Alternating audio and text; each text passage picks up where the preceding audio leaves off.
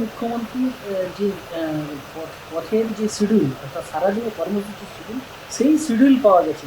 কী করে মুখ্যমন্ত্রী পুলিশের বা আইডি ডিপার্টমেন্টের কাছে যে নিরাপত্তার বা যাতায়াতের নথি থাকার কথা, সেই নথি কী করে তাদের কাছে? না, সে নথি তো চলে আসছে বেরিয়ে, না সে নথি তো আর সিক্রেট থাকছে না। যখন বেরিয়ে চলে আসে, প্রশাসনের মধ্যেও তো কিছু ব্যক্তি আছেন যারা লুটে পুটে খেয়েছেন, যারা তার বংশ পরম্পরায় এই গভর্নমেন্টের সঙ্গে থেকে রোজগার করতে চেয়েছিলেন, সেরকম লোক তো এখনও বেঁচে আছে।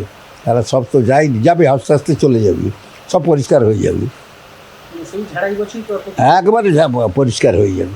এরা যেমন গুন্ডা দমন আইন হয়েছে, যেমন আমাদের লোকের বাড়িতে চাষ করতে দিচ্ছে না, এই সব লোককে ধরে তুলে ঢুকিয়ে দিতে হবে, যার জন্য আর রাস্তায় কোনো প্রকার মানুষের স্বার্থের বিরুদ্ধে না করে। আমরা মেদিনীপুরের মানুষ, আমরা ধান গাছের গোড়াটা চিনি, পুকুরের মাছটা চিনি, দুটো বাঁশ চিনি, দুটো হাঁস চিনি।